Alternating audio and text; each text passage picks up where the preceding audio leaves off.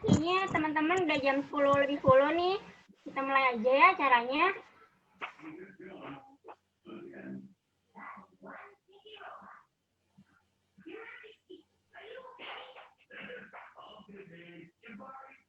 Bentar.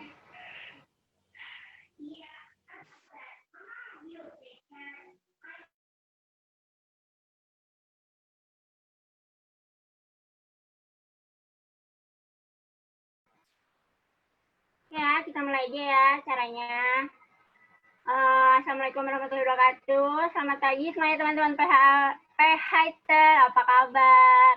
Semoga sehat-sehat semuanya ya. Terima kasih banget udah join online pertama di Bandung, Jabar. Semoga kedepannya kita bisa terus bisa ini lagi ya, ketemu seperti ini gitu. Karena untuk offline mungkin agak susah. Oke, ini aja. Saya share screen dulu ya. Bikin share screen. Sebentar. Oke.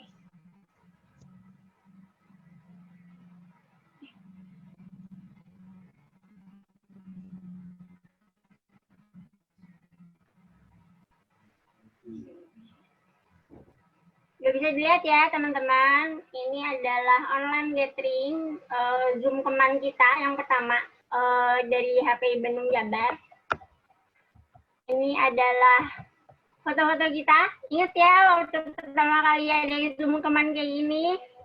Tuh, ada beberapa orang, makasih banyak loh udah join. Kemudian ini waktu kita ke Jakarta bareng-bareng. Ini satu HiS. Kemudian ini kita pernah foto studio bareng-bareng juga. Lalu ini waktu kita ke Jakarta juga, ini yang sama HiS itu. Dan ini waktu di ya, waktu itu sekalian syukuran saya lulus sekolah ya. Dan ini yang terakhir banget itu tahun 2019 kemarin. Nah, kemudian ini rundown acaranya seperti ini ya.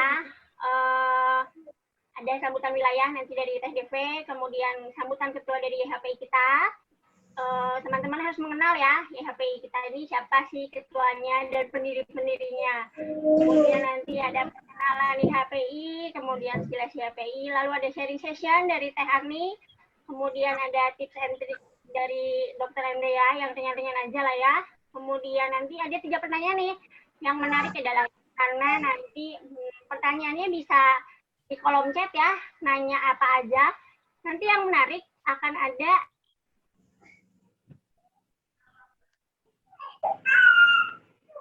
apa nih, ini dari kita video yang sempat tertunda. Mungkin untuk rundown acaranya seperti itu ya. Saya stop share dulu. Saya persilahkan dulu untuk Teh Dewi Venda ya untuk sambutan dari wilayah admin wilayah. Silakan Teh Dewi. Bismillahirrahmanirrahim. Assalamualaikum warahmatullahi wabarakatuh. Waalaikumsalam warahmatullahi wabarakatuh. Perkenalkan nama saya. Kalau nangis saya matiin Zoom-nya. Jadi Rini sama Abah. Nama saya Dewi Kumalasari, tapi saya sering dipanggilnya Dewi Venda. Saya sakit emboli paru sejak tahun 2009 sampai sekarang. Saya hanya akan mengingatkan saja. Pertama kali berdirinya PH Bandung, saya dengan Rini, dengan Abah Epong, dan mereka sudah tidak ada. Yang masih bertahan, alhamdulillah saya.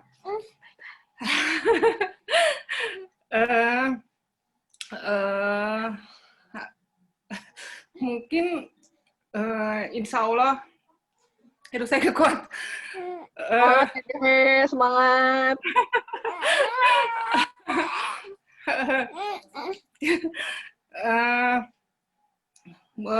Mudah-mudahan kita bisa ketemu semua setelah pandemi ini. Hari ini kita bertemu di online, sekali waktu insya Allah kita akan ketemu di offline ya. Maaf, selama ini saya nggak bisa dulu aktif karena saya ngurus cucu. Dan kondisi saya sekarang kaki saya sedang sakit, jadi sementara ini saya tidak aktif, tapi insya Allah saya selalu melihat postingan-postingan. Mungkin itu saja. Semoga kita selalu sehat, semangat, bersyukur, tetap senyum. Mungkin itu saja dari saya. Assalamualaikum warahmatullahi wabarakatuh. Waalaikumsalam warahmatullahi wabarakatuh. Terima kasih TDW. Nanti ada spesial video khusus ya. Nanti yang akan kita lihat di akhir acara. Itu nanti oke lah pokoknya. Selanjutnya dipersilakan untuk ketua kita, Ibu Indriani Ginoto. Kalian semua pasti yang baru-baru nih maupun yang lama harus mengenal ketua kita itu siapa, kemudian pengurusnya saat ini siapa, kemudian admin dari wilayah lain pun siapa.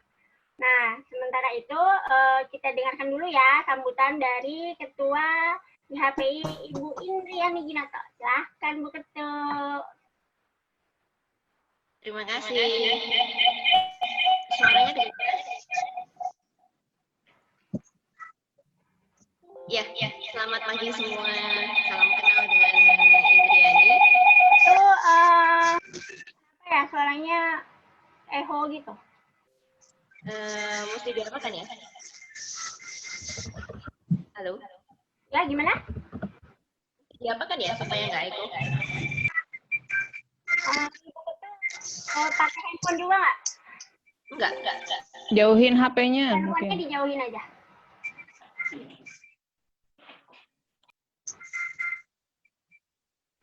Halo.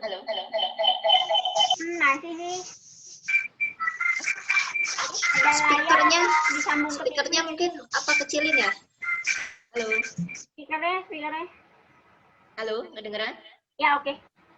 Lumayan. Ya, selamat pagi. Salam kenal semua. Saya dengan Indriani Ginoto. Salah satu pasien PH juga. Kebetulan saya karena autoimun. Saya didiagnosa lupus tahun 94, dia diagnosa pulmonary hypertension dari tahun 97. Saya berterima kasih pada admin Bandung, TDW sama Riri yang sudah mengundang kami semua dari pengurus pusat untuk hadir di catering online yang pertama kali ya dari YHPI, masih pertama kali ini yang resmi diadakan untuk catering secara online.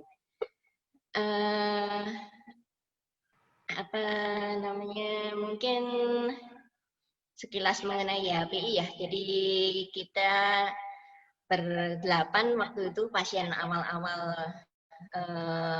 hipertensi pulmonal ada ketemu di grup Facebook sekitar tahun 2009-2010-an.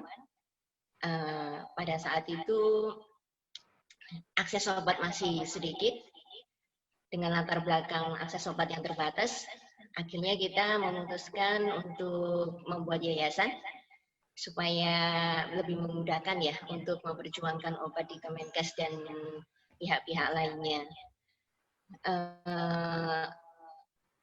Mungkin itu saja yang saya sampaikan. Tetap semangat. Saya sendiri berarti kalau dari tahun 97 sudah 23 tahun ya dengan pulmonary hypertension. Salah satunya yang membuat saya bisa bertahan karena ya seperti kita sedang berkomunitas begini ya. Jadi gathering, kemudian saling mengenal satu sama lain, saling support satu sama lain, itu pengaruhnya sangat besar terhadap perjalanan kita dengan hipertensi paru. Saya harapkan ke depan gathering-gathering seperti begini tetap diadakan secara rutin. Karena kalau kita berjalan sendirian dengan berjalan bareng dengan orang lain tentu hasilnya beda ya. Mungkin itu saja pesan dari saya. Terima kasih. Terima kasih banyak Bu Ketua. Oke, acara selanjutnya adalah ada pemaparan singkat nih. Tadi seperti yang sedikit Bu Ketua sampaikan, ada tentang sekilas YHPI dan maaf, perkenalan di HPI dan sekilas tentang PH. Sebentar ya, saya share screen dulu. Nah, sudah terlihat ya, ini tadi rundown acaranya.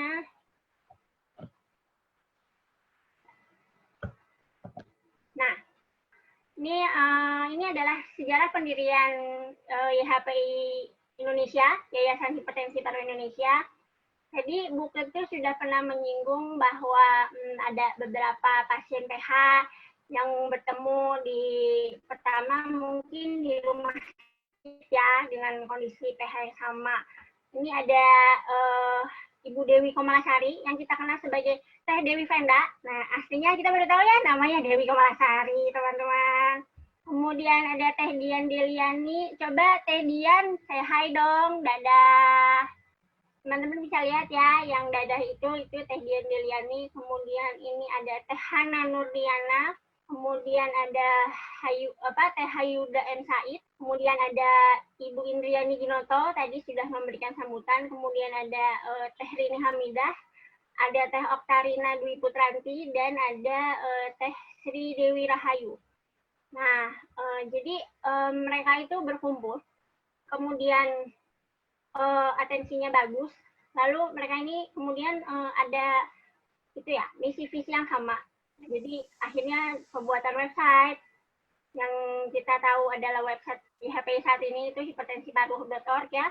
Kemudian mereka juga yang memperjuangkan sildenafil yang terjangkau di cover BPJS. Jadi kalau misalnya teman-teman saat ini sudah ada akses untuk sildenafil yang terjangkau, itu berkat kerja keras mereka terutama dan para pihak-pihak yang membantu. Kemudian support pasien dan keluarga itu kayak kita gini ya. Kemudian ada awareness-nya juga, penyuluhan tentang hipertensi paru. Nah, ini kita bisa lihat ya, ini ada first gathering-nya itu tanggal 23 Maret 2012. Kemudian mereka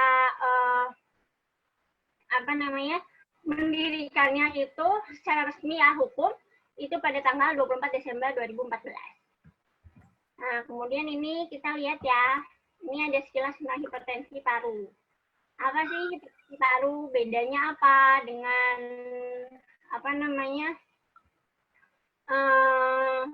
dengan hipertensi biasa? Nah, ini kita bisa beda lihat ya. Kalau hipertensi paru itu adalah tekanan di pembuluh darah paru. Kalau misalnya ada yang salah nanti mau dikoreksi ya, karena saya bukan praktisi dari kedokteran. Jadi kalau misalnya kita dulu belajar fisika, itu misalnya tekanannya tinggi, pasti akan ada sesuatu. Nah, jadi ini tekanannya di paru-paru kita tuh seperti ini, karena adanya penyempitan di pembuluh darahnya.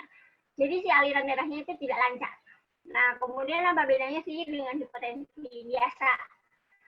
Nah, ini bedanya dilihat dari gejala-gejalanya. Kalau misalnya hipertensi darah biasa itu kan biasanya sakit kepala intens, kemudian mimisan, kerap rasa mual, bercak pada mata dan penglihatan kabur. Tapi kalau yang dirasain hipertensi paru itu mostly adalah sesak nafas. Kemudian kalau misalnya teman-teman suka begah di perut, bengkak di kedua kaki, kemudian kadang-kadang ya kita lagi diem terus tiba-tiba jantung berdebar-debar, nggak ada hujan, nggak ada angin, nah itu bisa. Kemudian ada penurunan nafsu makan. Jadi itu sih maksudnya sekilas penurunan bedanya hipertensi paru dengan hipertensi biasa. Nah, mungkin acara selanjutnya itu ada sharing session. Ya, betul ya. Sebentar. Nah, selanjutnya itu ada sharing session nih. Sharing session ini dari Teh Ami. Mungkin yang lama ataupun yang baru-baru, yang belum kenal Teh Ami, Teh Ami ini adalah salah satu dari admin dan pengurus HPI. Dia ini adanya domisilinya di Jabodetabek. Nah, untuk mempersingkat waktu, boleh nih Teh Ami sharing session-nya, mangga. Hatur nuhun. Halo. Yes, kedengeran Teh. Iya. Halo, apa kabar teman-teman semua? Assalamualaikum warahmatullahi wabarakatuh. Perkenalkan, nama saya Arni Rismayanti. Lahir di Bandung, cuma udah lama tinggal di Tangerang. Makanya jangan heran ya kalau ada di dua grup. Karena dulu juga waktu awal didiagnosa itu lagi tinggal di Bandung. Waktu itu tahun 2014,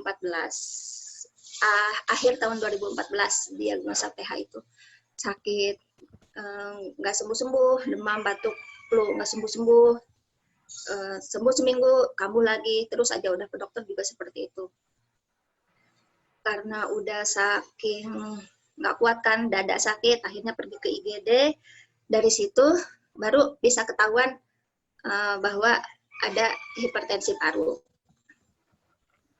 Mungkin ada bersyukurnya juga ya, karena baru sekali ketemu dokter, sekali pemeriksaan udah langsung didiagnosa PH. Sementara kan teman-teman yang lain biasanya butuh waktu lama atau harus ketemu beberapa dokter baru bisa ketahuan PH.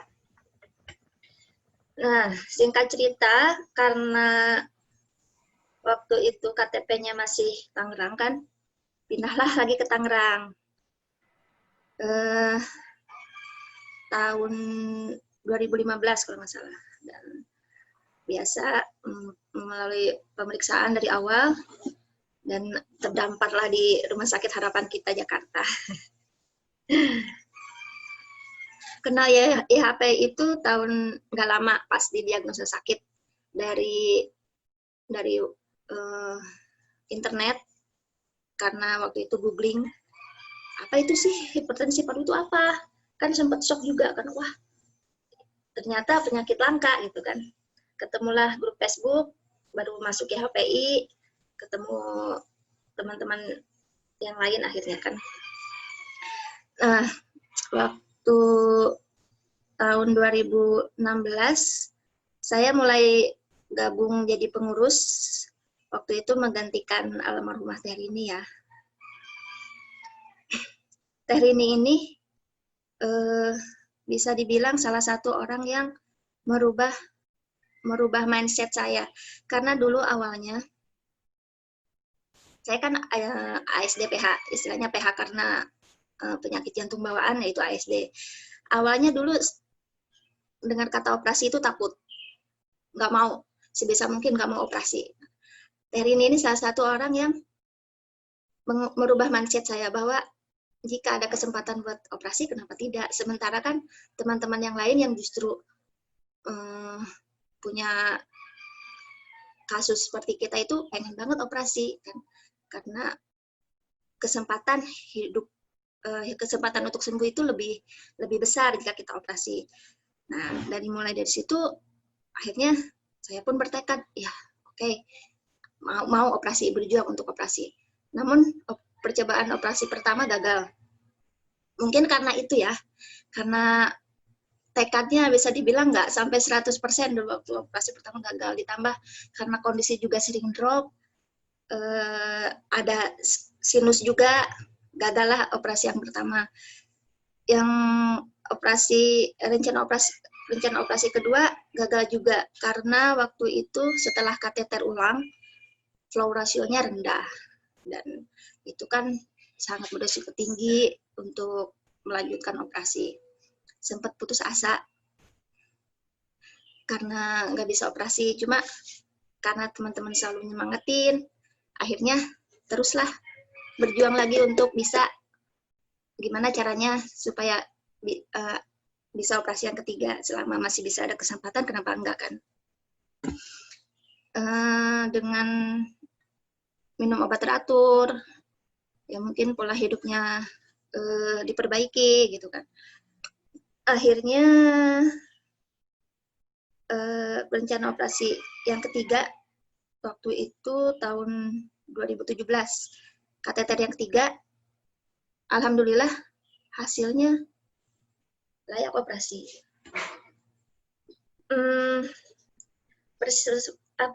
Banyak drama sebenarnya waktu mau menjelang operasi ini. Jadi setelah berapa tahun ya, 3 tahun kayak digantung gitu kan, ini aku bisa operasi apa enggak, kayak digantung sama dokter kan. Akhirnya pindah dokter sih, sempat pindah dokter karena sempat digantung itu, minta sama dokter pun direkomendasikan untuk kateter yang ketiga, dan akhirnya dapat jadwal lah. Seharusnya jadwal operasi itu 5 bulan lagi kan. Cuma alhamdulillah karena waktu itu dibantu salah satu dokter yang mungkin teman-teman di sini ada yang tahu ya, Dokter Asmoko waktu itu. Dari mulai dia mengajukan status saya untuk di konferensi bedah, itu dia yang bantu. Nah, waktu itu setelah ada konferensi bedah, beliau sendiri yang nelfon. Ini Mbak Arni layak operasi, bisa operasi. Alhamdulillah, saya sujud syukur kan. Udah gitu, mulailah persiapan. Setelah itu, yang seharusnya 5 bulan lagi maju operasi, ternyata ditelepon bahwa Mbak Arni besok ke poli bedah katanya untuk operasi kan.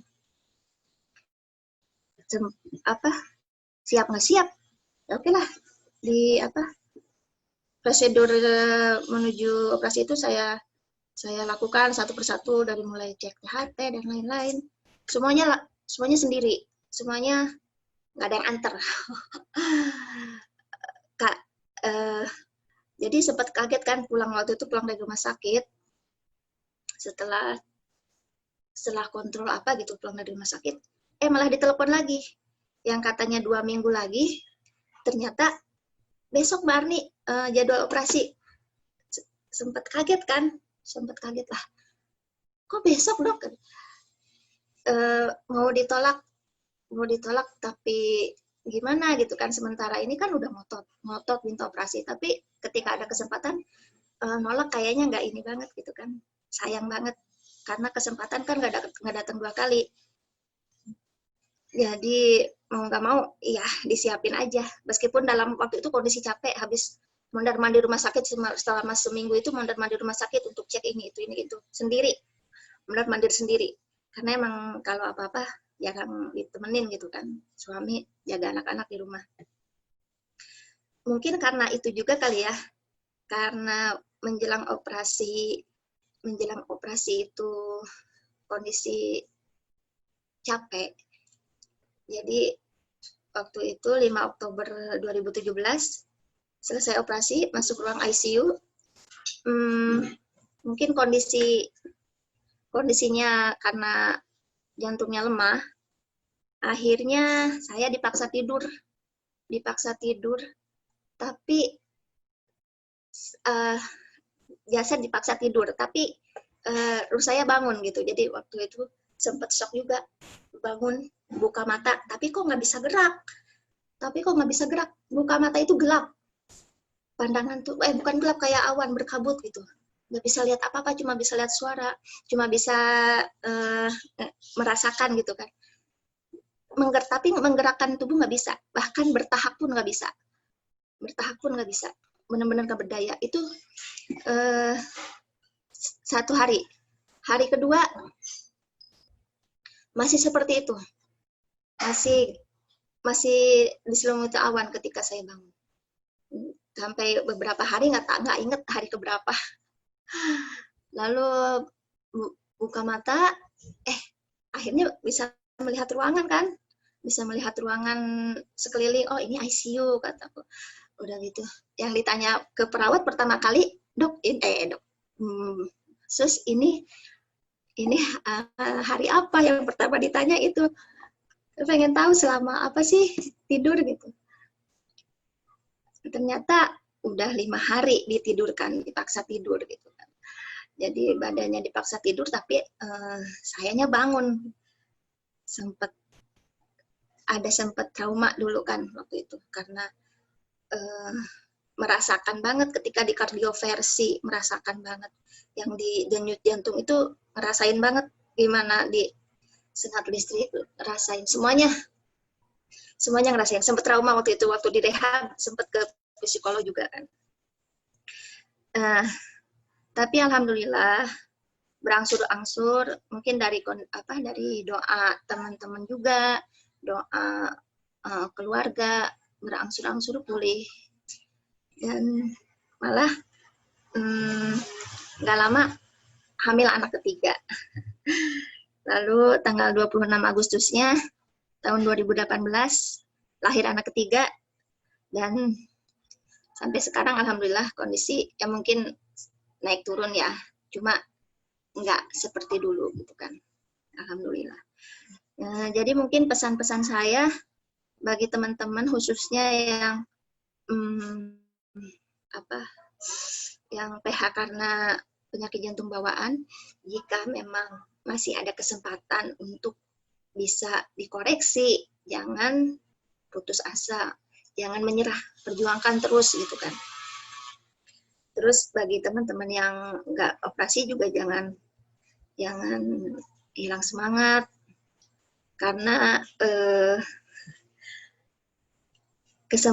bisa dibilang belum tentu yang operasi itu jadi belum tentu yang habis operasi itu sehat selamat, atau belum tentu yang tidak operasi juga punya hidup yang tidak berkualitas, tidak seperti itu. Banyak kan contohnya yang masih dengan PH tapi hidupnya berkualitas, banyak sekali contohnya, masih bisa aktivitas. Nih contohnya host kita nih, Riri. Tedian. Banyak hal yang bisa kita lakukan gitu kan. Intinya selalu semangat, apapun hasilnya, misalnya kita bisa operasi atau tidak, jangan jadi kita putus asa, itu aja. Bersama teman-teman di sini saling sharing itu juga banyak sekali manfaatnya. Jadi kalau ada apa-apa, ayo share gitu kan. Kita tahu nih masalahnya di mana. Jadi maksudnya jadi kita sama-sama saling mengenal gitu kan. Mungkin itu aja ya. Yang baiknya silahkan diambil, yang jeleknya dibuang saja. Mudah-mudahan ada manfaatnya. Terima kasih atas kesempatannya untuk admin Riri. Terima kasih. Assalamualaikum. Waalaikumsalam warahmatullahi wabarakatuh. Terima kasih Tani. Ampun, Masya Allah ya teman-teman. Dari yang maju mundur udah cantik aja itu ya. Maju mundur, dan alhamdulillah masih jadi Teh Arni yang sekarang gitu. Nah, mungkin dokter cantik kita coba mana ya, Dokter Andrea, coba angkat tangannya ya, dadah-dadah dulu. Halo dokter, apa kabar? Hadir. Gimana studinya? Hanya bisa menghela nafas. Iya, alhamdulillah. Nah, ini ya, dokter kita ini akan memberikan tips dan trik yang ringan lah untuk kita nih yang komorbid atau gimana. Karena beliau ini juga dulu salah satu pasien yang kelainan jantung juga ya dok ya? Ada PH nggak sih? Dikit ada, tapi ringan. Ada kan ya, tapi ringan. Nah, mungkin bisa diceritain juga dikit aja. Langsung tips and trick, lalu bagaimana lah, pokoknya baiknya begitu. Kan kita dilihat dari sisi medisnya nih dok, gitu. Gimana sih kalau dari sisi medis itu seperti apa? Karena kita kan kadang-kadang juga kebingungan kan, banyak informasi sana sini. Ini teh sebenarnya yang benar yang mana gitu. Kan ini dari RSAS langsung ya? Live ya, dari betul. RSAS dok? Enggak. Mantap. Mangga dokter. Assalamualaikum warahmatullahi wabarakatuh, teman-teman sekalian, apa kabar? Mungkin baru ketemu ya, selama ini saya selalu baca sih, cuman belum respon aja gitu, selalu pantau gimana grupnya gitu, kalau ada yang memang menyangkut masalah medis sebisa mungkin saya juga bantu gitu. Saya tuh sebetulnya pasien juga tahu YHPI ini dari Facebook kalau nggak salah. Saya langsung hubungin Teh DP, terus ternyata lumayan membantu ya dikala kita depresi, dikala kita shock dengan diagnosis yang kita punya. Tapi ternyata ada teman-teman nih di samping-samping kita yang mempunyai masalah yang sama gitu. Jadi selain bisa sharing itu juga kita bisa bisa sharing pengetahuan juga, ini harus gimana, progresnya juga nanti penyakit masih ada kemungkinan untuk dioperasi atau tidak gitu. Saya kebetulan diagnosis itu tahun 2014, tapi saya denial, saya merasa saya nggak mau operasi gitu pokoknya. Terus akhirnya 2016 itu saya mulai bergejala lagi dan dokternya bilang udahlah operasi aja gitu. Akhirnya dioperasi, sampai sekarang alhamdulillah berkegiatan seperti biasa, ya tetap dijaga gitu ya, tetap dijaga bagaimanapun juga. Walaupun sudah dioperasi juga jangan kawur, jangan merasa udahlah, tetap jaga diri kita sendiri kayak gitu. Terus akhirnya ya udah, saya tetap menjalin silaturahmi walaupun sudah tidak bergejala dan tidak minum obat, tapi tetap membantu teman-teman sekalian gitu. Karena pada saat kita di posisi paling bawah, teman-teman inilah yang membantu saya gitu. Untuk itu mungkin cerita singkat aja. Sekarang kita bahasnya tentang kemarin tuh saya diminta untuk menjelaskan mengenai ini ya, tentang bagaimana sih pasien-pasien PH ini, kita ini menanggapi atau gimana ya caranya untuk di situasi COVID ini gitu ya. Kan kadang khawatir ya, wah gimana nih saya gitu, saya ada PH, terus ini COVID kayak bahaya banget gitu. Jadi kita harus gimana ya gitu. Sebetulnya untuk COVID-19 ini, dia tidak memilah-milah kok dia akan kena ke siapa gitu. Intinya adalah kita semua bisa kena, mau yang sehat, mau yang ada PH, ada yang lain-lain gitu. Cuman penyakit penyerta inilah yang bikin nantinya kalau misalnya kita terpapar nih gitu, amit-amitnya ya gitu terpapar, yang punya penyakit penyerta ini dia akan istilahnya gejalanya akan lebih berat daripada yang tidak mempunyai penyakit penyerta. Jadi sebetulnya kita nggak usah mikirin gimana nanti gejalanya ya kalau ini. Yang penting adalah kita pencegahannya. Pencegahan adalah yang utama di antara semuanya gitu. WHO pun menyarankan untuk kita intinya menjaga. Jadi program ke semua di seluruh dunia itu adalah pencegahan, yaitu dengan ya itu udah pada tahu ya, pakai masker, terus social distancing, jangan terlalu banyak berkerumun kayak gitu. Ngerem aja dulu di rumah kalau bisa kayak gitu. Kalau nggak penting-penting banget keluar. Karena itulah lini pertahanan kita satu-satunya. Lini pertahanan kita satu-satunya. Kalau kita bisa mencegah dengan baik, insya Allah nggak usah khawatir mau PH mau nggak, mudah-mudahan sih aman gitu ya. Yang lain-lain sih kayak masker ya, cuci tangan setelah saya ini aja ya, saya ringkas ulang ya, pakai masker kemana-mana gitu ya. Masker itu selain melindungi diri kita sendiri, kita juga melindungi orang lain gitu. Yang kedua, jangan pegang-pegang tuh maskernya, walaupun merasa sudah bersih, jangan dipegang-pegang karena itu sumber kuman juga. Terus yang kedua adalah cuci tangan ya, sudah tahu cuci tangan, sering-sering aja lah, sampai tangan saya juga sampai ledeh waktu itu, gara-gara sering cuci tangan. Jadi sampai pecah-pecah, tapi gimana gitu, daripada kita beresiko gitu ya, sering cuci tangan, kalau lagi di luar pakai hand sanitizer, kayak gitu. Karena apapun kita nggak tahu gitu, barang yang kita pegang, even kayak cuman uang kembalian, atau misalnya buka gagang pintu di Indomaret, kita nggak ada yang tahu gitu ya. Jadi lebih baik kita cegah dengan itu tadi, cuci tangan atau pakai hand sanitizer. Berikutnya adalah social distancing. Social distancing itu berarti kayak kita jangan berkerumun lah intinya ya. Kalau misalnya mau ngobrol, mau bergosip, pakai jarak lah semeter 2 meter gitu ya. Jangan dekat-dekat banget kayak gitu. Terus apa ya?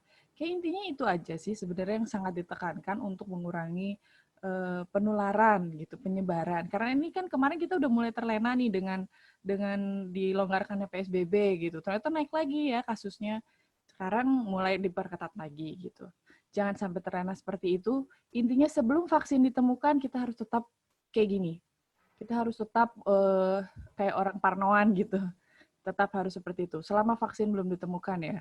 Kalau vaksin sudah ditemukan, sudah di launching dan sudah sekarang masih tahap uji coba tahap ketiga ya, yang ke apa namanya, ke masa yang lebih banyak gitu. Karena pembuatan vaksin nggak semudah itu gitu. Kalau misalnya kita langsung tojos-tojos aja, jangan-jangan malah kita yang malah yang kena gitu ya. Kayak gitu. Jadi intinya mau PH, mau tidak, mau kita, mau saudara, mau anak, semua melakukan protokol yang sama, pencegahan yang sama. Jadi tidak usah khawatir gitu ya. Yang penting jaga diri juga, pertahanan kita selain dengan yang dari luar itu, kita juga harus makanan input yang baik gitu ya. Intinya jangan Indomie wae gitu. Aas, jangan Indomie ya. Nah, ayo, tim Indomie mana suaranya, Resen? Ya Aas tuh. Obat sekarang mah dok. Nah, ya jangan makan Indomie, terus kemudian kita diusahakan makanan rumah aja gitu, makanan-makanan yang bergizi dan lain-lain. Gak usah gizi-gizi yang lebay kayak steak atau salmon sih ya. Tahu tempe sayur bayam juga itu bergizi gitu.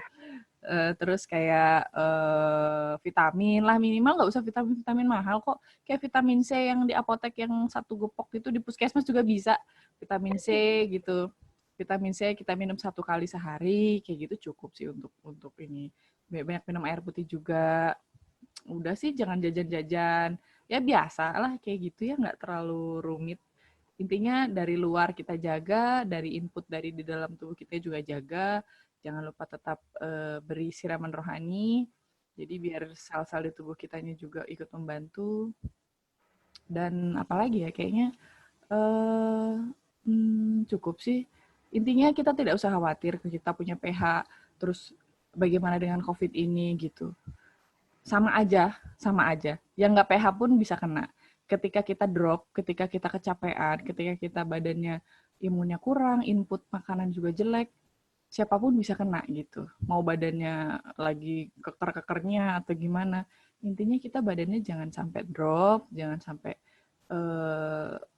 dijaga lah gitu badan kita. Kalau kita sudah mulai warning ini, tanda kuning nih, ting-nung, udah nggak ada rasa-rasa nggak enak, istirahat aja. Jangan dipaksain gitu.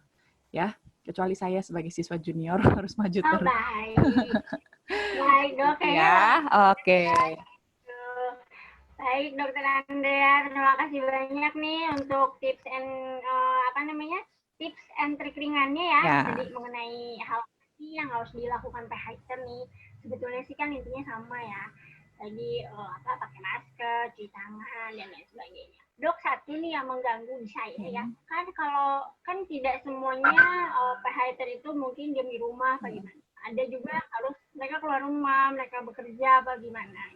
Nah, itu sebetulnya kalau buka masker itu kan kita butuh untuk menghirup udara juga kan. Maksudnya kan kita nggak pakai masker aja, nafasnya itu Senin Kemis, Dok. Nah, itu lagi pakai masker kan. Gitu. Iya. Ada juga waktu nanti kita harus buka dulu, nafas dulu. Sebetulnya yang dirasa sendiri, yang tahu saturasi oksigen kita itu kan diri kita sendiri ya. Kadang kalau sudah mulai engap atau sudah mulai nggak enak, saya pun buka kok maskernya. Cuman dibukanya di mana, yaitu di luar, jangan ada orang-orang yang berkerumun dan lain-lain. Kalau bisa kita sendirian, kalau bisa di lapang terbuka atau di parkiran atau di mana, pokoknya kita keluar aja dulu. Terus cara buka maskernya juga harus betul. Jadi kita nggak boleh megang bagian depan, kita bukanya itu dari bagian telinga, gitu ya. Di bagian telinga dibuka, nafas sebentar, istilahnya ngarenghap sebentar, pakai lagi gitu. Jadi kalau misalnya kita sudah dirasa sesak, saya juga gitu kalau di rumah sakit terlalu capek, wah keliling-keliling luar biasa, cari taman atau cari ruang terbuka, buka dulu, istirahat, tarik nafas, duduk. Kalau sekiranya nafasnya sudah enak lagi, pakai lagi, beraktivitas lagi gitu. Oke, terima kasih banyak ya dok. Jadi gitu ya intinya teman-teman, buat teman-teman PHITer semua yang bekerja ataupun yang di luar rumah, kalau misalnya pakai masker, lagi ada kegiatan di mana, tetap harus menjaga kebersihan dan protokol kesehatan yang benar ya. Karena kan kasihan juga nih tadi kata dokter kan, beliau aja yang maksudnya tidak ditempatkan dulu di garda terdepan untuk penanganan COVID, itu juga susah juga kan gitu. Bayangkan kalau misalnya kita bandel, kan kasihan ya para nakesnya, seperti itu, mungkin seperti itu kali ya. Nah ini selanjutnya nih ada acara selanjutnya nih, ini acara yang ditunggu-tunggu ya, Q&A. Nah mungkin teman-teman ada yang bisa, oh sebentar, sebelum Q&A, kayaknya ada yang raise hand dulu nih. Nah, ada Teh Devi ya, maminya Mas Ot. Halo Teh Devi. Teh Devi, mana Teh Devi? Hai, apa kabar? Sehat ya Mas Ot? Halo. Teman-teman semua apa kabar ya? Sehat? Annyeong, sarangnya. Salah huruf, maaf. Nah, ini ya. Nah, ini jadi sekarang kita masuk sesi selanjutnya ya, karena kan kita juga ada batas waktu mungkin ya. Gitu. Ada yang mau ke undangan, ada yang mau kemana gitu. Jadi mungkin kalau teman-teman tadi dari awal ikut acara hingga hari ini, hingga jam ini, itu mengikuti sharingnya Teh Arni, kemudian mengikuti apa penjelasan saya. Terus tadi tipsnya dari Dr. Andrea, mungkin ada di kolom chat ya, atau mau langsung ngomong untuk pertanyaan yang menarik nih, akan kita kasih apa ya? Coba kita tanya dulu deh, ini dari admin Jabodetabek. Halo Mbak Dini, admin, hai, coba ngobrol bicara dong, temenin saya, hey. Halo, Assalamualaikum warahmatullahi wabarakatuh. Waalaikumsalam. Selamat pagi menjelang siang, teman-teman Jabar. Salam kenal. Nama asli, nama pagi saya, beda sama nama malam, ada Nama nama pagi. Serem banget kayak nama malam. Nama aslinya ribet, Ardini Tripramanti, biasa dipanggilnya Dini. So, saya jadi tim rusuh Jabodetabek. Untuk session kali ini terima kasih banyak untuk teman-teman dari Jabar yang udah sampai saat ini sudah gabung ikut acara Zoom Keman ini. Dengan acara ini adalah salah satu acara seri ya, untuk nanti menuju GAT nasional seperti itu. Jadi untuk teman-teman yang nanti yang hari ini sudah gabung untuk acara gathering Bandung dan Jabar, itu terima kasih banyak, dan kami dari pengurus juga berharap bahwa nanti teman-teman bisa ikut gathering selanjutnya, yaitu gathering nasional seperti itu. Terima kasih juga untuk Teh DV tadi yang sudah membuka dengan kembali mereview ya dulu tuh seperti apa sih si IHP ini sampai bisa sekarang ini tahun ke November ini nanti tahun ke-6 apa ke-7 ya? 9 kayaknya. Soalnya tahun lalu itu kan udah ke-8. Oh iya, yang dirayain itu baru yang dirayain secara resmi itu ke-6 apa ke-7 ya? Oh, 7 ya? Kan 2014. Tuh, benar. Ke-7, seperti itu. Terus kemudian dari sambutan Mbak Indri, kemudian sharingnya Teh Arni, dan tips and triknya dari Dr. Andrea, penjelasannya terima kasih banyak. Tadi dari semua rangkaian acara tersebut, mungkin teman-teman ada yang mau disampaikan juga, atau ada yang mau sedikit sharing, silakan. Hadiahnya tuh sebenarnya bukan hadiah, ini hanya souvenir aja. Nanti 3 pertanyaan terbaik atau salah satu sharing dan komennya itu kebetulan ada salah satu souvenirnya adalah handmade yang dibuat dari dengan cinta dari Teh Dian. Itu dalam rangka si tante COVID ini, kita coba untuk bikin safety kit. Itu masker handmade, dan di dalamnya juga ada hand sanitizer seperti itu. Gitu ceritanya. Kayaknya kalau chat nanti kita agak bingung ya nggak sih, Min? Ya. Oh, ini aja deh, kita buka 3 partisipan yang raise hand duluan nih. Nanti kita buka mute-nya ya. Nah, mereka mau nanya apa sih? Gimana? Ayo teman-teman. Boleh. Silakan teman-teman, ada yang mau bertanya, raise hand nih. 3. Raise hand dulu, raise hand. Angkat tangan. Sebentar, angkat tangannya di video atau di online nih? Kayaknya di online-nya kali ya. Soalnya kalau misalnya di videonya saya nggak kelihatan nih siapa yang raise hand. Nggak ada yang mau nanya nih? Nggak ada yang mau souvenir? Kalau nggak ada yang mau souvenir, buat saya aja. Saya aja. Oh, ada Buat tuh. saya aja. Oh iya, sebelumnya teman-teman, sorry.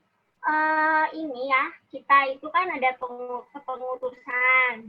Jadi kalau misalnya teman-teman lihat nih, yang ada berlatar-latar Zoom kemarin itu ada dari admin Jabar tentunya ya, saya sama TDV, kemudian ada admin dari Jabodetabek itu ada Teh Dian sama Dini. Teh Dian ini juga salah satu pendiri bersama Ibu Indriani dan Teh Devi juga.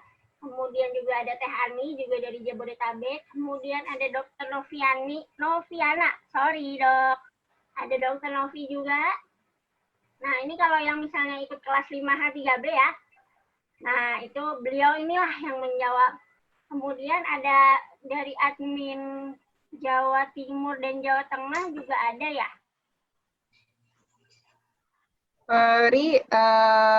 Punten di halo. Cuman kayaknya Ini udah ada yang Mangga. mau nanya. Oh, Iya, boleh. maaf dipotong.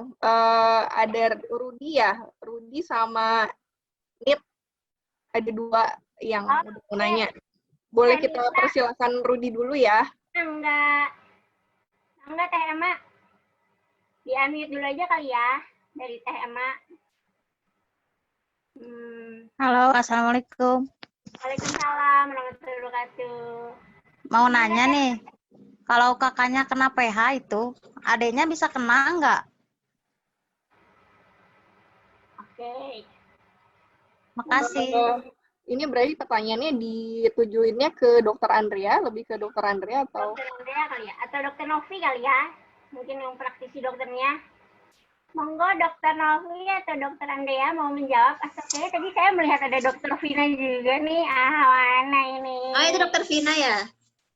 Iya. Videonya mana nih Dokter Vina? Boleh nggak Dokter Andrea atau Dokter Novi? Kalau misalnya pertanyaannya adalah kalau misalnya kakaknya kena PH, itu kemungkinan ada nggak sih adiknya juga kena PH? Gitu. Nah, nggak?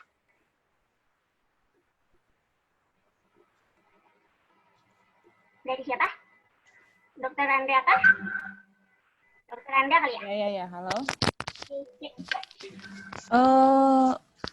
Sebetulnya kalau untuk masalah tergantung penyebabnya ya. Kalau memang penyebabnya kakaknya Amar ini teh ya? Bukan teh. Nadia. Oh, Nadia. Nah, kalau misalnya kalau kakaknya itu misalnya tergantung pH-nya karena apa gitu. Kalau primer itu kan kita nggak tahu ya karena apa gitu sebetulnya. Kecuali kalau sekunder itu kan dia biasanya karena kelainan jantungnya.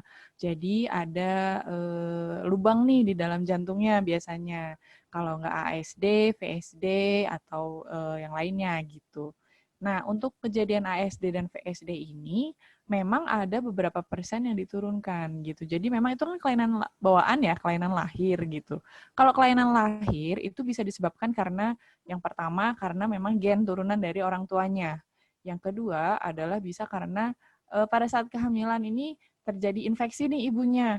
Infeksi apa misalnya dari tokso atau dari bakteri yang lainnya. Atau pada saat kehamilan ibunya sakit berat. Nah, itu kan mengganggu proses pembentukan jantung si bayi gitu. Jadi pada saat proses pembentukan si ibunya ternyata terinfeksi. Nah, jadi si bakteri ini mengganggu tuh pembentukan jantung. Jadi jantungnya tidak terbentuk dengan sempurna. Bisa jadi karena itu. Nah, kalau infeksi itu biasanya tidak diturunkan sih gitu. Jadi tergantung. Jadi ya tergantung bisa diturunkan atau enggak. Kalau memang ibu bapaknya ada kecenderungan untuk PH atau ada kecenderungan untuk salah satunya ada yang punya kelainan jantung, bisa jadi gitu. Tapi tidak selamanya. Bisa jadi karena infeksi yang tadi saya bilang. Kalau infeksi sih kayaknya nggak diturunkan ya. Atau misalnya kakaknya kena sindrom-sindrom. Misalnya pH-nya ini ada di dalam sindrom apa gitu. Kelainan jantungnya ini masuk ke dalam sindrom Down syndrome gitu. Nah, itu kalau sindroma itu kan gangguannya dari kromosom, dari gennya gitu ya. Nah, itu juga bisa mungkin, tapi tidak selamanya ya. Saya tidak menjanjikan, tidak berani memastikan bahwa kakaknya dapat tuh bawahnya bisa dapat juga. Nah, itu belum tentu. Karena penelitiannya juga belum istilahnya belum dipastikan akan turun atau tidak gitu. Jadi biasanya yang akan kecenderungan mempunyai turun adalah nanti anaknya dari si kakak ini yang mungkin akan kena. Kalau untuk adiknya biasanya sih nggak terlalu dekat hubungannya ya, kecuali memang orang tuanya mempunyai kelainan genetik atau memang punya bakat dari orang tuanya. Tapi kalau langsung turun sih biasanya misalnya kakaknya ini udah menikah dan punya anak, nah anaknya ini nih yang kemungkinan kena gitu.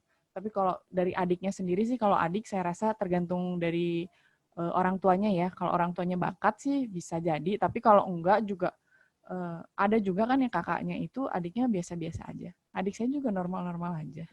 Gitu ya. Oke. Terima kasih dokter penjelasannya. Gitu kali ya Teh, emang kira-kira penjelasannya. Mudah-mudahan sih tidak diturunkan ya. Mudah-mudahan semuanya yang ada di sini ya diberi keturunannya itu yang sehat, sempurna, dan yang terbaik menurut Allah. Itu yang penting. Nah, selanjutnya tadi ada Teh Nita mungkin ya. Teh Nita, hai. Mau nanya apa Teh Nita? Halo, Assalamualaikum. Kedengeran? Kedengeran? Oke. Nah, saya mau nanya nih, tadi kan juga kebetulan Dokter Andrea juga ngejelasin sedikit kalau apa namanya, saturasi kan kita yang tahu ya kapan ininya gitu. Buat yang ini juga sih pertanyaannya yang suka terapi oksigen, itu nggak pernah gitu, karena nggak pernah ngerasa sesak gitu. Kalau saturasi sih ya alhamdulillah sih masih di sekitar 93-94. Nah, tapi belakangan ini saya lagi batuk-batuk. Jadi bangun tidur itu pusing gitu. Minum obat. Tapi masa sih setiap hari minum obat kan nggak bagus juga. Jadi saya coba pakai lagi oksigen. Lumayan hilang gitu. Nah, itu saturasi berapa sih kita butuh oksigen gitu loh. Kalaupun tidak sedang pusing ya, seberapa rendah kita perlu pakai oksigen, itu aja sih.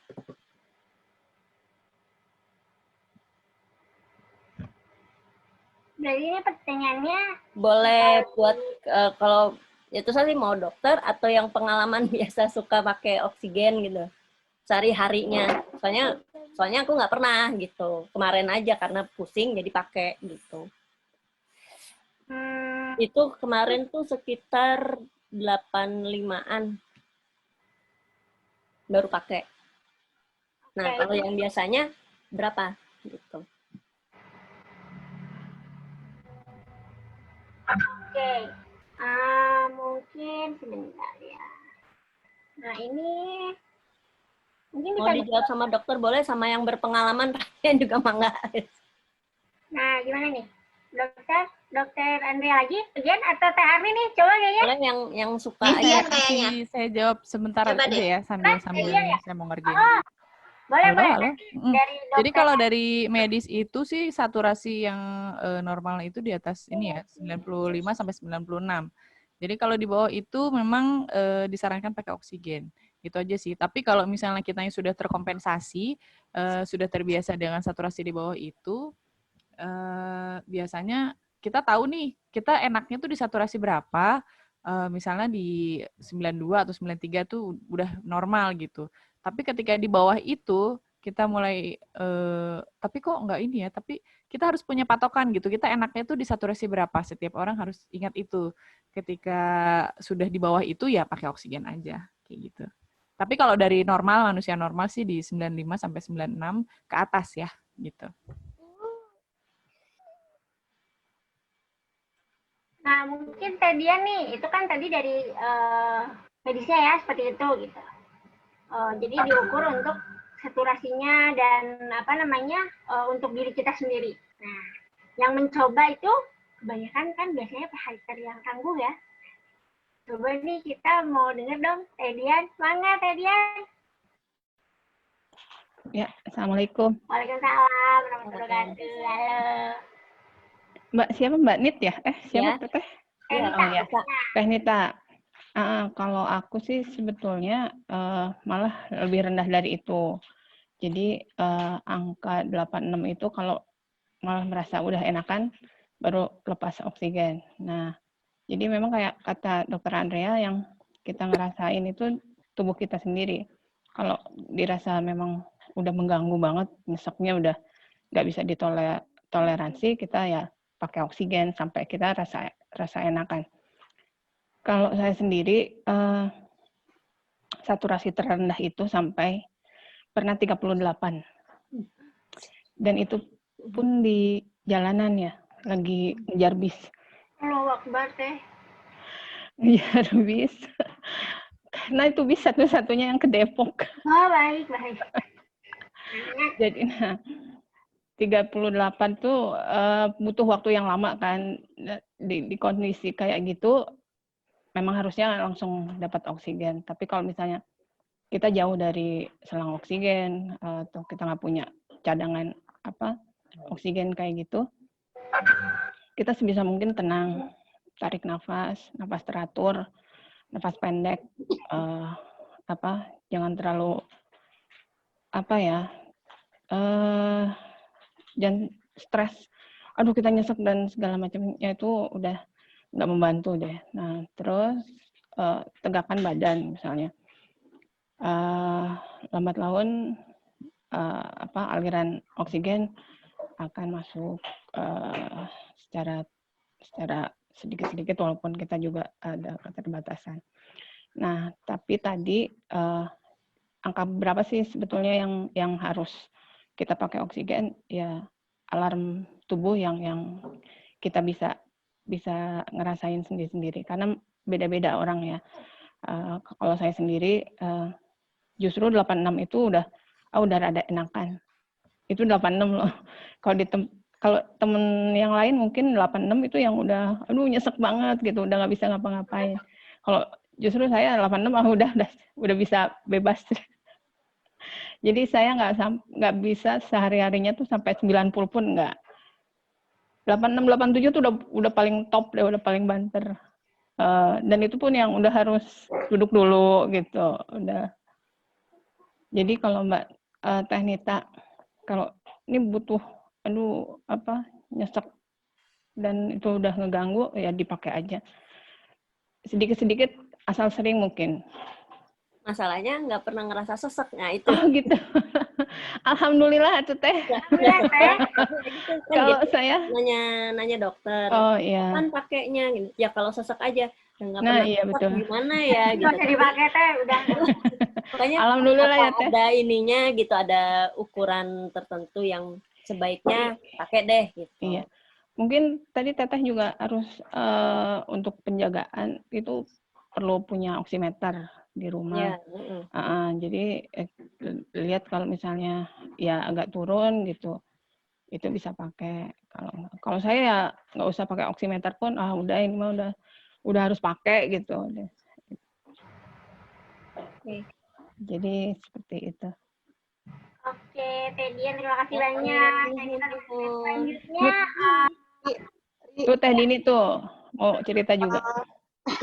Iya, ini udah ada pertanyaan dari Devi Mama Ots. Teh Devi ya. Sebelum kita lanjut ke pertanyaan Teh Devi, saya mau sharing aja sedikit karena mungkin kasusnya Teh Nita itu sama-sama saya ya. Tapi kalau saya kan penyebabnya itu PJB ya dulu, ASD, kemudian tahun 2016 itu sudah dioperasi. Tapi saya sampai saat ini TVG saya, pH saya itu masih safer ya, berkisaran antara 65 sampai 75 TVG-nya. Seperti itu. Jadi saya masih minum obat Silde dosis tinggi 25 gram kali 4. Seperti itu. Dari saya belum dioperasi sampai saat ini saya sudah dioperasi pun saya tidak pernah merasa sesak. Walaupun dulu sebelum dioperasi TVG saya bisa sampai 110. Seperti itu. Dan uniknya saturasinya pun tinggi dari dulu sebelum operasi sampai sekarang. Berkisaran antara 96 sampai 99. Selalu seperti itu. Tapi dokter sampai saat ini saya dioperasi selalu menyarankan untuk terapi oksigen.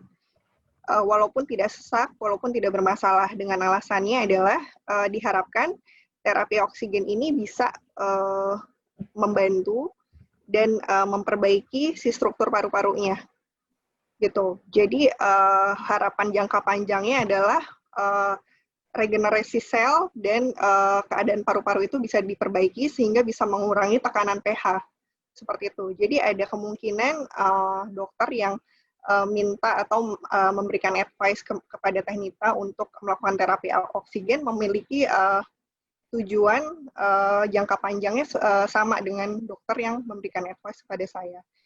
Gitu aja sih sharing dari saya. Turi. Oke, terima kasih banyak. Mungkin gimana nih? Sudah menjawab semua pertanyaan kah? Untuk tadi siapa ya? Berarti ini udah 3 nggak sih pertanyaannya? Saya juga lupa. Belum berdua. Satu lagi. Satu lagi. Oh, ini Itu di chat ada. Ya, ada yang resen juga Teh. Kayaknya ini yang video dari tadi ya. Coba kita kasih kesempatan dulu untuk Teh Ane ya. Ini ngapain? Tadi yang namanya Teh Devi. Teh Devi di chat ada pertanyaan. Chat udah ada. Oh, tadi gimana nih? Baiknya gimana nih? Iya, rebutan nih. Kalau Sufri mah rebutan lah ya. Mangga dipilih aja gimana? Gimana, Din? Mungkin ditampung aja ya pertanyaan yang belum bisa dijawab. Devi duluan tadi yang nanya soalnya. Oh gitu, oke. Nah, yang lainnya nanti kalau masih sempat dijawab. Kalau nggak sinyal di aku. Ya. Ini rada-rada bilang. Kita tuh kalau gitu, sok mangga Ane dulu aja ya. Teh Devi dulu. Apaan? Yang jawab, yang nanya Teh Devi dulu ya. Ini dijawab. Teh Devi Mami Odds. Oke, bentar ya, Ane bentar ya.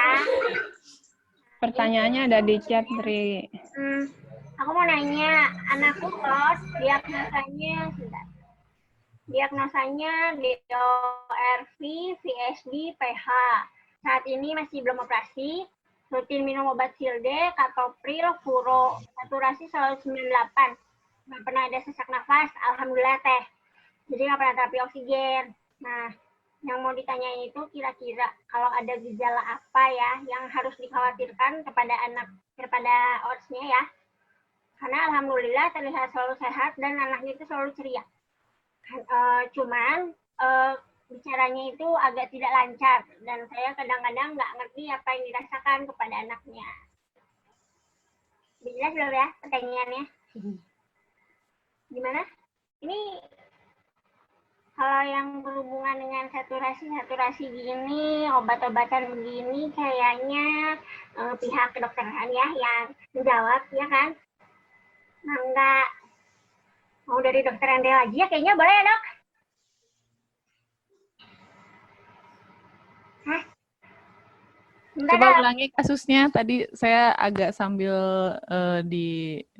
mengerjain sesuatu. Coba. Oh, baik. Ulangi. Ini Dok, jadi si Mas Sob ini diagnosanya DORV, VSD, PH.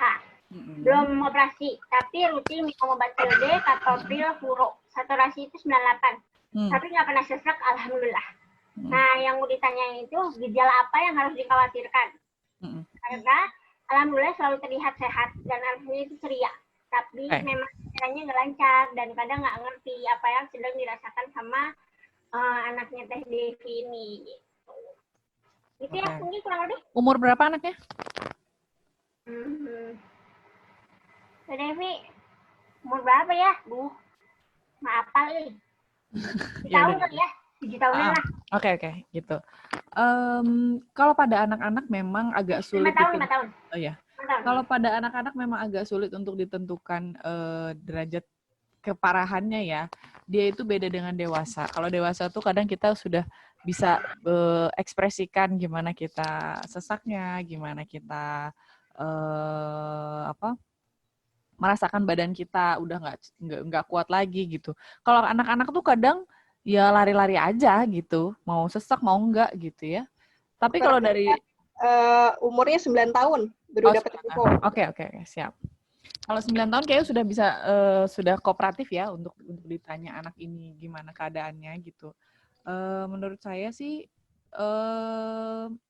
intinya kalau anaknya masih aktif dan tidak mengeluh bagaimana. Biasanya kalau anak-anak itu kelihatannya kalau ketika dia lagi lari-lari main-main capek terus tiba-tiba berhenti, teman-temannya masih lari, dianya berhenti, itu berarti dia sudah kelelahan. Atau kalau memang yang parah sih biasanya sudah kelihatan biru-biru ya, mungkin di beberapa teman-teman yang lain gitu. Kalau saturasi sudah turun itu biasanya bibir biru, kebiruan, terus kuku-kuku jari tuh kelihatan tuh agak biru-biru biasanya.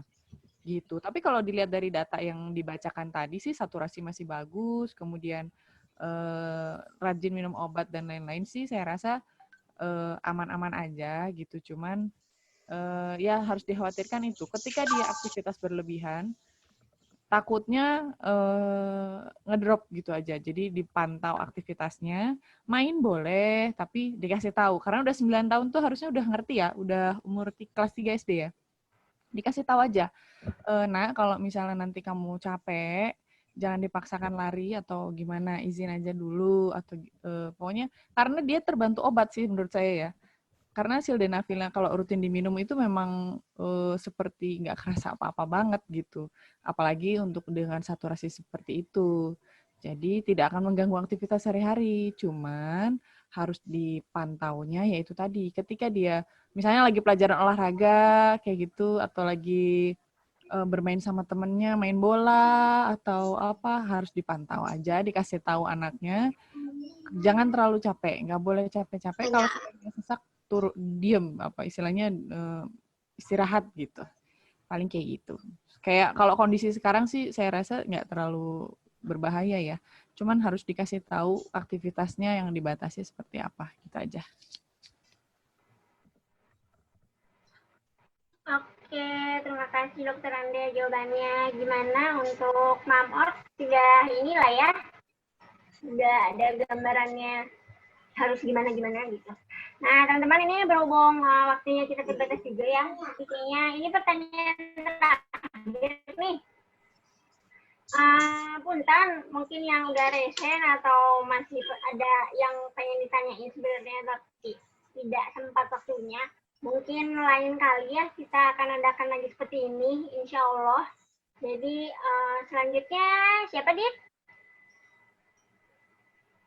Ada Teh Tini. Pertanyaannya yang mana ya? Pertanyaannya ada di chat. Atau boleh langsung di on-in? Agak panjang nih soalnya. Teh Tininya langsung on-in lewat video aja. Itu udah di on-in. Oh, udah. Oke. Sok banget Teh Tini. Dengeran nggak ya suaranya? Apa nggak on kayaknya? Makanya dia ngechat mungkin ya. Terus saya bacain aja ya. Nah, ini nih. Mau nanya, ini kan pemeriksaannya beliau ini semuanya sudah lengkap. Harusnya bulan Agustus ini tahun ke-3 kateter, tapi ditunda karena pH-nya masih tinggi. Nah, beliau ini bingung, sekarang ini kenapa disuruh rehab. Nah, mungkin alasannya kenapa disuruh rehab gitu. Kalau pH tinggi itu kenapa rehab? Mungkin itu ya yang di pertanyaannya. Mangga, Ada yang bisa membantu menjawabkah? Atau teman-teman ada yang pernah rehab mungkin ya? Bisa dibantu. Mungkin dari sisi medis dulu deh. Kembali Dokter Andrea, silakan. Oke, rehab itu gimana ya? Kalau saya sih rehab pasca operasi biasanya ya.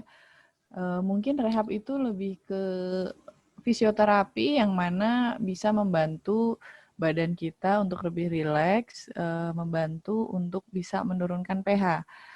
Mungkin salah satunya fisioterapi yang di paru-paru itu diapain lah, infrared atau apa, yang mungkin itu untuk membantu menurunkan pH gitu. Tapi saya sendiri nggak tahu ya, kalau untuk rehab sebelum kateter berarti ini kan ya, kayaknya itu kalau tujuannya pembatalan kateter karena pH-nya tinggi, terus disuruh rehab, ya berarti si rehabnya ini adalah fisioterapi untuk membantu menurunkan pH. Kayak gitu sih. Nah, jadi salah satunya itu Teh. Jadi fungsi rehab itu adalah mungkin dapat membantu ya menurunkan pH-nya sebelum nanti dilakukan kateter kan. Gitu. Jadi kan mungkin diobservasi ulang mungkin ya Teh ya. Maksudnya dicek nilai-nilai pH-nya. Kurang lebih seperti itu ya. Nah, teman-teman, berhubung ini kita waktunya juga terbatas ya. Jadi kita sudahi saja pertanyaan Q&A-nya. Mungkin nanti untuk yang pemenangnya apa gimana, langsung aja ya, Din. Gimana, Din? Ya, untuk yang tadi berhak karena tiga pertanyaan pertama aja ya. Tadi ada Teh, yang Rudi itu siapa ya nama ininya, username-nya Rudi? Teh Emma. Oh ya, Teh Emma, Teh Nita, sama Teh Devi ya. Nanti bisa dikirimin alamat lengkap ke Riri aja ya. Japri aja ya. Congratulations. Sama temannya.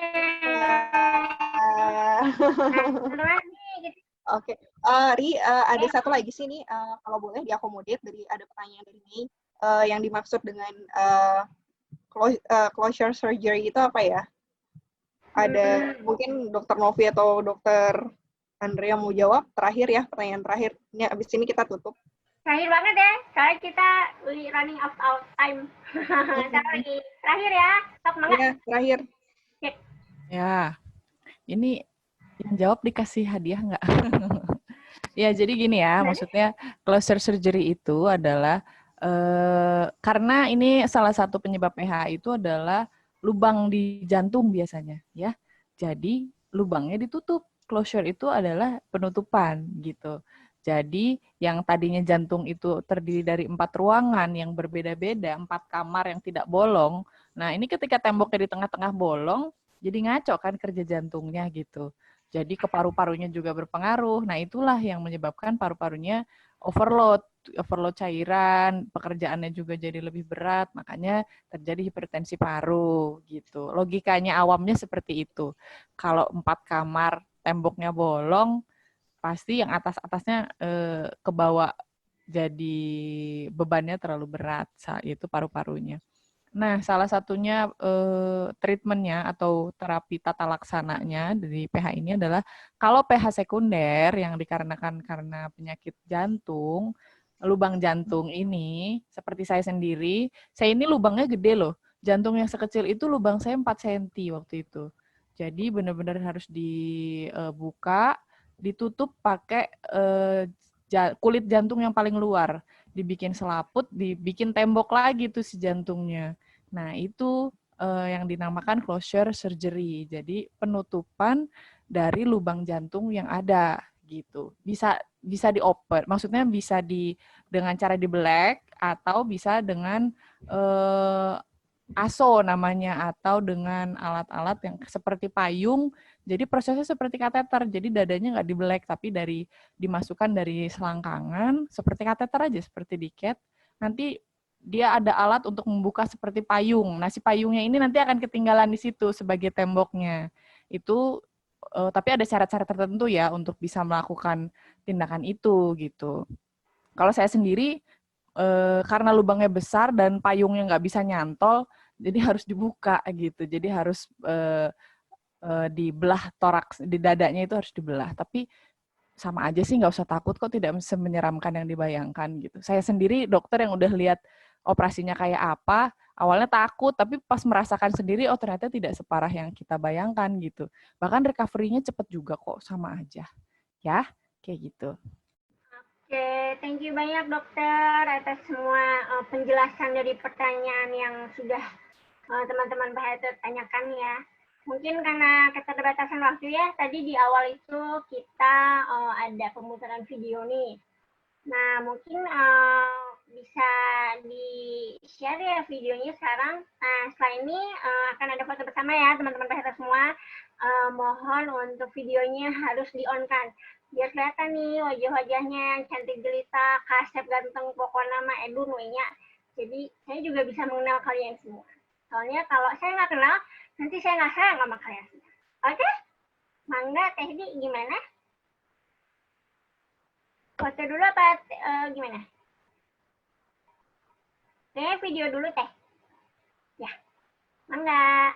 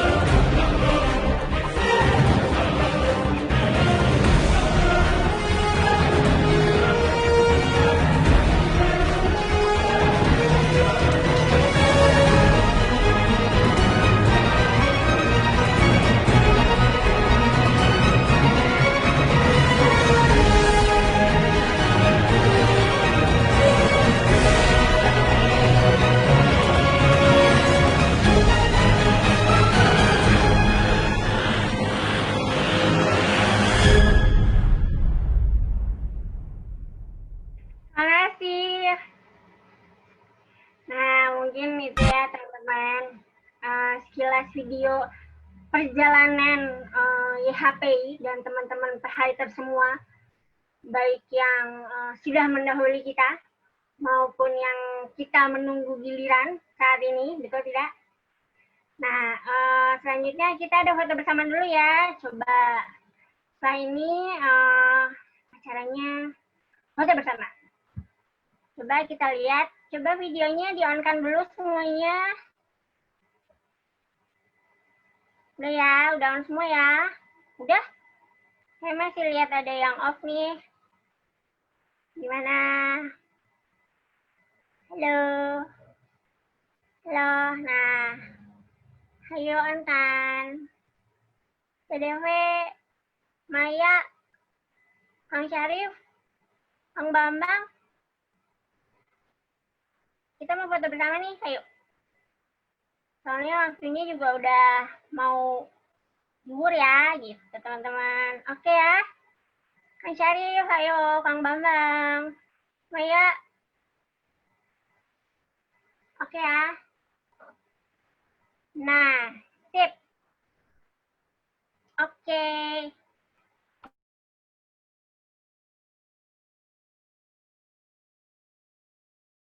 Siap-siap ah, ini dua. Oke. Kemudian, bentar. Nah. Kemudian yang halaman, bentar. Kemudian halaman 2. Ya. 1, 2, 3. Oke.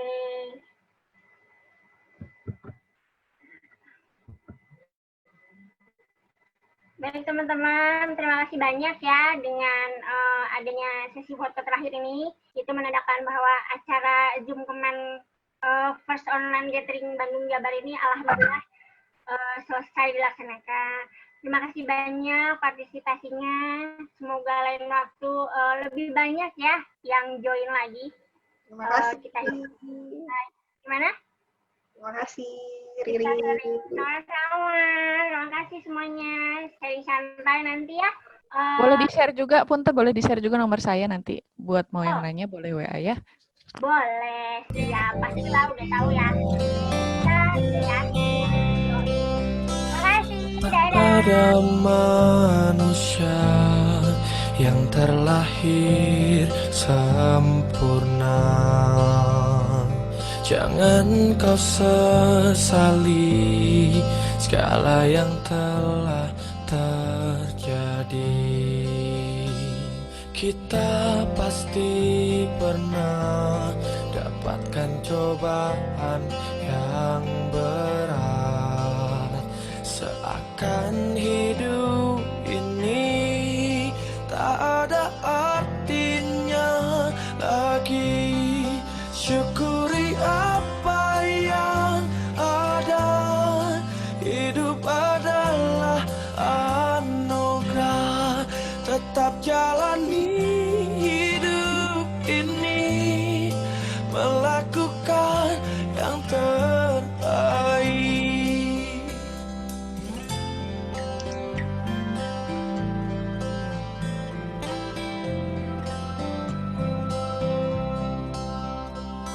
Tak ada manusia yang terlahir sempurna. Jangan kau sesali segala yang telah terjadi. Syukuri apa yang ada. Hidup adalah anugerah. Tetap jalani hidup ini, melakukan yang terbaik. Tuhan pastikan menunjukkan kebesaran dan kuasanya bagi hambanya yang sabar dan tak kenal putus asa.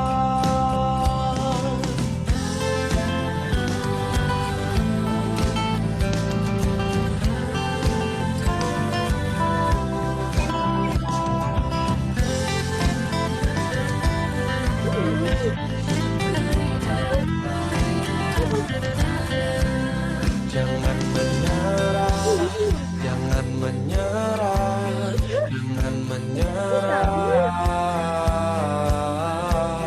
jangan menyerah, jangan menyerah, jangan menyerah.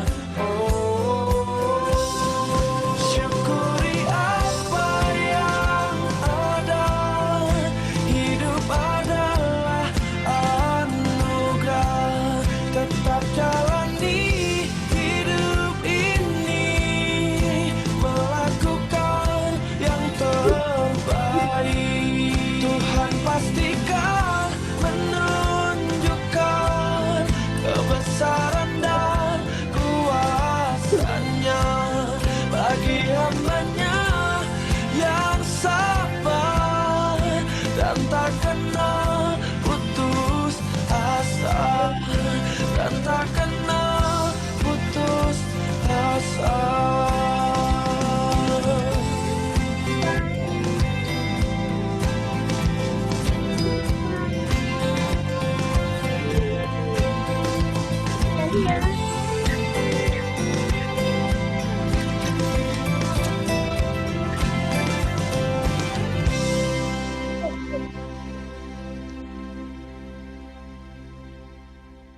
I am